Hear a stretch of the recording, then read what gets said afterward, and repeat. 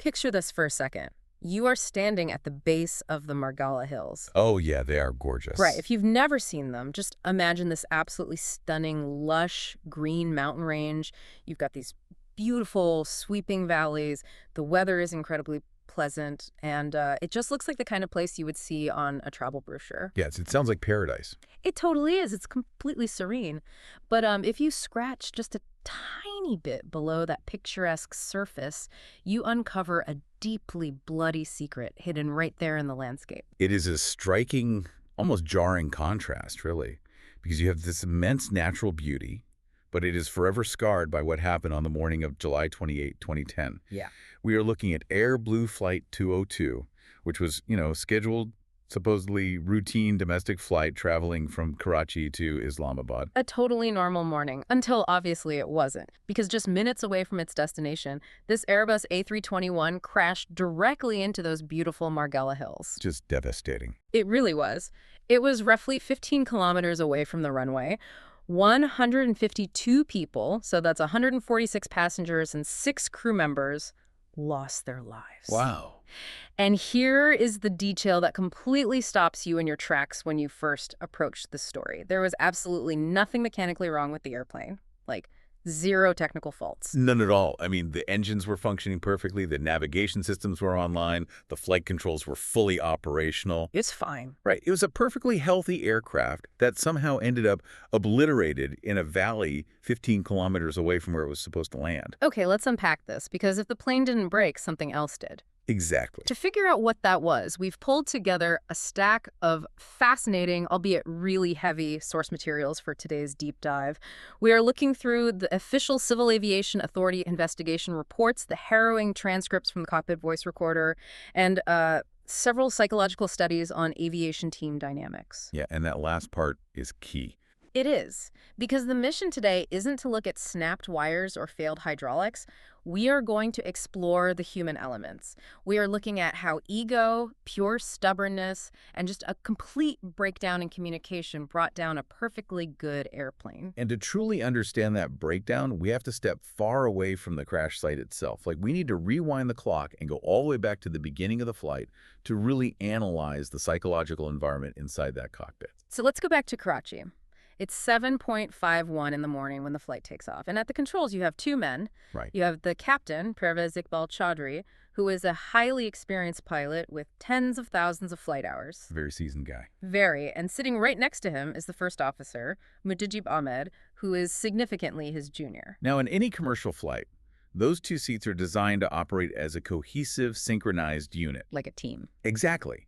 But reading through the cockpit voice recorder transcripts, the dynamic on Flight 202 was incredibly toxic right from the moment the doors closed. It's hard to read. It is. For the entire first hour of this flight, the captain engaged in what psychologists would describe as systematic psychological dismantling.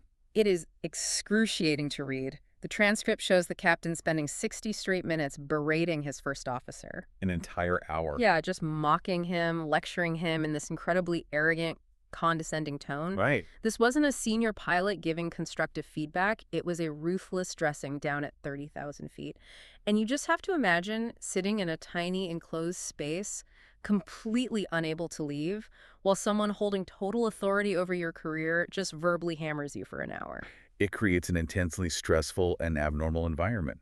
A commercial cockpit is supposed to be a place of clear, concise, professional communication. Yeah. Instead, Captain Chaudhry turned it into a space dominated by fear, tension, and hypervigilance. I mean, think about it like a toxic corporate office, right? Yeah, that's a good way to look at it. If your boss spends an hour screaming at you in a glass conference room, your cognitive load goes through the roof. You lose your confidence. You start second-guessing your own judgment. Oh, absolutely. You might even spot a massive typo on a critical financial report, but you decide to just let it slide because you are so terrified of triggering another yelling session. You just want to avoid the conflict. Exactly. You just want to keep your head down and survive the shift. But the stakes here are vastly different. At a desk job, a mistake costs the company money. At 30,000 feet, letting a mistake slide is fatal. Yeah, it's life or death. This hour of abuse completely stripped the first officer of his confidence. It made him entirely incapable of pointing out serious rule violations later on. What's fascinating here is how this behavior completely sabotages the core philosophy of modern aviation. How so? Well, the entire system is built on redundancy. Yeah. You have two engines, dual computer systems, and most importantly, you have crew resource management, or CRM. Right, the team aspect. Exactly. CRM isn't just about having two pilots. It's a framework for cognitive load sharing. Huh. The first officer isn't just a backup pilot. He is literally there to be a psychological safety net. To catch the mistakes. Yes, to catch things the captain's brain might miss due to fatigue or to actively challenge a bad decision. But by crushing the first officer's spirit, the captain essentially eliminated his own safety net. Wow. He turned a robust two-person cognitive team into a single point of failure. But wait, commercial pilots undergo rigorous psychological evaluations, right? Like, how does someone with a God complex like this make it to the left seat of an Airbus in the first place? It's a great question. Often technical proficiency masks interpersonal deficiencies. Ah, I see. Yeah, a pilot might be incredibly skilled at physically flying the plane, passing every simulator check with flying colors. But simulator checks rarely test for how a pilot handles their own ego That makes sense. or how they manage the psychological well-being of the person sitting next to them. And that unchecked ego, that single point of failure, is about to fly into some of the most unforgiving terrain imaginable. Because as they approach Islamabad, the arrogance we saw inside the cockpit starts to manifest in how the captain interacts with the outside world. Islamabad is a notoriously difficult airport to navigate, precisely because of the geography you mentioned earlier. The mountains. Right, the Margalla Mountains are practically sitting right next to the airport. Because of this, there are deeply established, non-negotiable safety procedures that every pilot must follow to the letter. The official approach charts for Islamabad are very specific. To understand what goes wrong here, we have to look at the runway setup. Walk us through it. So the procedure dictates that you use your plane's instruments to approach what is called runway 3. But because of wind conditions that morning, they couldn't land in that direction. Right, they had a tailwind. Yeah, so they had to circle around to the opposite side to land on runway 12. And for anyone wondering, those numbers are just compass headings. Runway 30 points to 300 degrees on a compass, runway 12 points to 120 degrees. Simple enough. Right, so you approach one way, then you have to visually circle the airport to land from the other side. Exactly. But because circling an airport near mountains is so dangerous, there are strict boundaries. You absolutely must maintain a minimum altitude of 2,510 feet to stay above the terrain. Right. And you have to stay within a safe radius of exactly 8 kilometers from the airport. If you go beyond 8 kilometers, you are flying directly into granite peaks. But Captain Chaudhry decides he knows better than the established rules. The weather that morning was awful. Little weather. There were low-hanging clouds, heavy rain, and very poor visibility. The standard safe procedure in those conditions is to abandon the visual circling approach and rely entirely on your instrument. Yes. But the captain insists on doing it visually. He wants to see the runway with his own eyes, despite the weather actively preventing it. He is operating under a dangerous psychological state called planned continuation biases, what pilots often call get-there-itis. Get-there-itis. I like that term. It's very real. He has made a plan, and his ego refuses to let him alter it, even as the environment clearly dictates that the plan is no longer safe. And you can see his impatience boiling over in the transcripts. Yeah. He repeatedly asks the control tower for permission to turn right to start his circling maneuver. Right. And the control tower looks at his position, looks at the severe weather on the radar, and denies the request. They tell him no. Over and over, his request to turn right is rejected. But he just starts deviating anyway, pushing the aircraft into an unsafe path that is drifting closer and closer to the 8-kilometer boundary line. It is deliberately ignoring the established safe radius and the altitude floors. He is flying a highly complex commercial airliner like he's navigating a small Cessna by the seat of his pants in a clear blue sky, Just totally reckless. completely disregarding the physical reality outside his window. Okay, I have to push back here, because this is the part that always blows my mind when reading these incident reports. Wait, if the control tower is explicitly denying his requests and seeing him go off course into a dangerous area, why can't they just force him to stop? Like, why can't the tower take command and say, turn around immediately, you are in danger? That touches on a fundamental aspect of how aviation authority is structured. Air traffic control is there to sequence traffic, provide weather updates, and advise. Advise, not command. Exactly. The pilot in command, the captain in the left seat, holds the ultimate absolute authority over the aircraft. Wow. ATC can issue severe warnings, they can deny clearances, but they cannot physically fly the plane from the ground. Nor can they legally override a captain who is determined to take a specific action. The system assumes the pilot knows exactly where his aircraft is. Which leads to maybe the most chilling detail in this entire deep dive. When the air traffic controller issues a direct warning to the plane about their dangerous path, the captain's response in the cockpit isn't to check his instruments or correct his course. It's unbelievable. He literally snaps back, let him say whatever he says. That one sentence perfectly encapsulates the sheer weight of his hubris. He has completely detached himself from any external guidance. Yeah. He doesn't respect his co-pilot, he doesn't respect the control tower, and tragically, he is not respecting the reality of the terrain hiding inside those clouds. And that brings us to the climax of this tragedy, the final 70 seconds.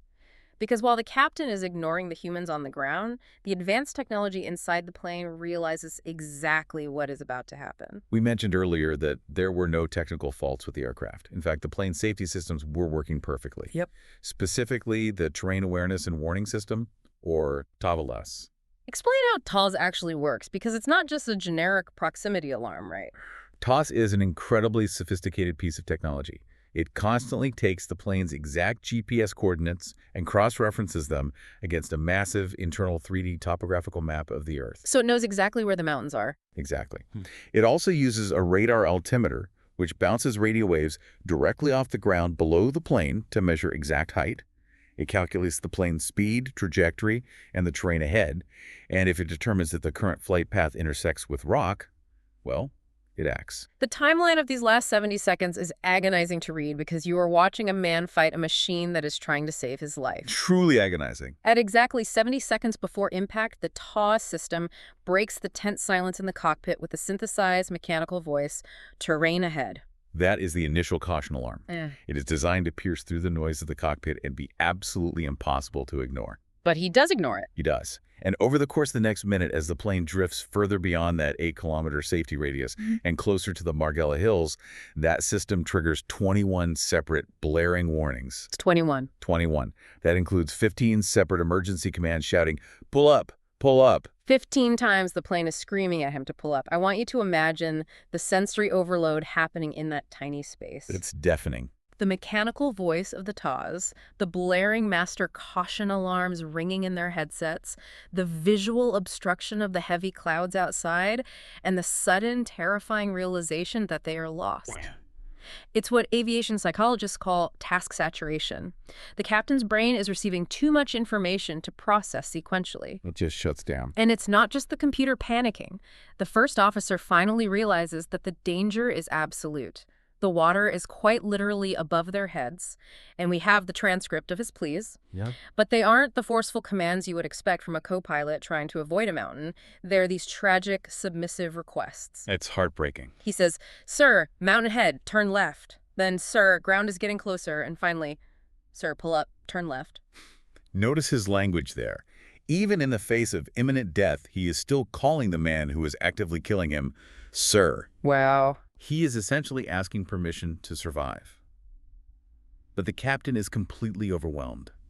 The reality of his arrogance has finally shattered his composure, and task saturation takes over. He goes into a state of sheer, unadulterated panic. Here's where it gets really interesting and horrifying from an engineering and mechanics standpoint. The captain realizes the first officer is right. He needs to turn left immediately to avoid the mountain. Right. So he reaches for the navigation knob on the autopilot panel. He physically turns the dial to the left to command a heading change.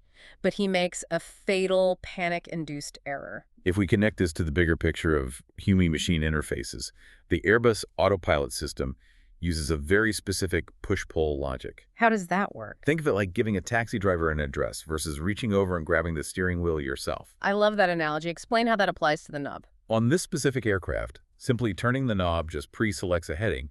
You are just telling the computer the new address you want to go to. But to actually make the plane execute that turn, to take manual directional control, you have to physically pull the knob out toward you to engage it. We have to grab the wheel. Exactly, you have to grab the wheel. Under the extreme sensory overload of 21 screaming alarms and a mountain looming in the clouds, the captain's brain simply skips a step. Anna. He turns the dial to the left, But he never pulls it. He never pulls it. No. So the plane doesn't know he wants to execute the turn. And because of how the autopilot was previously set up, in what is called nav mode, the plane's computer continues to strictly follow its pre-programmed route. Yes, it just keeps doing what it was told earlier. And at that exact terrible moment, the pre-programmed route commanded a right-hand turn to hit a specific navigational waypoint. Oh, no. So the plane does the exact opposite of what the captain wants. It doesn't turn left away from the mountain. It aggressively banks right. It aims directly toward the Margalla Peak. It's almost unbelievable. And the captain, entirely disconnected from the automation logic, entirely unaware of what he has just physically failed to do, screams his final words on the recording. Why isn't it turning left, man? It is a textbook, tragic case of automation dependency combined with high-stress cognitive failure. Right. The pilot expected the machine to do the work just because he turned a dial, but the machine only does exactly what it is mechanically engaged to do. Which brings us back to the first officer. The plane is banking right, directly into a mountain. The captain is clearly in a state of confused panic, failing to fly the aircraft. He's incapacitated by panic. Standard procedure, the absolute foundational rule of the sky dictates that if the captain makes a fatal error or becomes incapacitated, the co-pilot must immediately grab their own control stick, announce, "I have control," and take over the aircraft. This raises an important question. Why didn't he? Exactly. I mean, he had his own set of flight controls. He knew they were going to crash. He was verbally warning the captain about the mountain. So why did he just sit there with his hands off the stick? Because he was completely paralyzed by a phenomenon known as learned helplessness. That hour of relentless mocking we talked about earlier, that systematic destruction of his self-esteem, it worked. It completely broke him. He was so emotionally beaten down, so deeply intimidated by the authority figure sitting next to him, that his brain essentially learned that a resistance was futile. He literally could not physically intervene to save his own life. He became a captive spectator to his own death. The investigation report makes it abundantly clear. The true cause of this crash wasn't a mountain. It wasn't the bad weather. It wasn't even an unpulled autopilot knob. No. This disaster was entirely rooted in human error, unchecked stubbornness, monumental ego, and a fatal breakdown in communication. At 9:42 a.m., Airblue Flight 202 slammed into the Margalla Hills. There were absolutely no survivors. It's awful. The official reports and news coverage paint this incredibly grim, visceral picture of the aftermath. That beautiful, serene valley was suddenly filled with burning pieces of metal wreckage. Passenger luggage was scattered everywhere. Clothes had tumbled out of broken suitcases, just laying across the rocks in the mud. Fires from the jet fuel began spreading rapidly through the bushes. It's a really haunting image. It is. And it left 152 families with a sudden, violent grief that will simply never heal. It is a profound tragedy that was entirely preventable. I mean, every single safety system worked exactly as designed. Everything. The geographical rules were clear, the computer warnings were loud and accurate, but the human element failed. So what does this all mean for you? Because look, the odds are you aren't flying an Airbus A321 through low visibility into Islamabad today. Probably not. But you are operating in teams, you work in corporate offices, you exist within family structures, you volunteer in community groups, or you are part of a hospital staff. We all exist within hierarchies. And this story is the ultimate extreme example of why psychological safety is not just some trendy corporate buzzword cooked up by HR. Right. Fostering an environment where people feel genuinely safe speaking up, where a junior employee can correct a senior manager or a junior nurse can flag a mistake by a lead surgeon without fear of retribution, is vital. Absolutely vital. Toxic authority isn't just unpleasant or annoying to deal with. When it silences the people who are explicitly there to help you, it can be catastrophic. It really makes you evaluate the dynamics in your own life. Which leaves me with a thought I really want you to mull over today as you go about your work or interact with your teams. Yeah. If a highly qualified, extensively trained professional pilot, someone who understands aerodynamics, safety protocols, and risk better than almost anyone, can be so deeply psychologically intimidated that he passively flies into a mountain while fully aware of the danger. Right. In what areas of your own life are you sitting silently in the co-pilot seat? Where are you watching a disaster unfold in your career, in your project, or in your relationships, simply because you are too intimidated by authority to reach out and grab the controls? It's a terrifying thought. Because sometimes the most dangerous thing in the world isn't a mechanical failure, and it isn't a lack of technology. Yeah. It's silence. Silence that In this case, left a bloody secret buried forever in the beautiful, lush greenery of the Margalla Hills.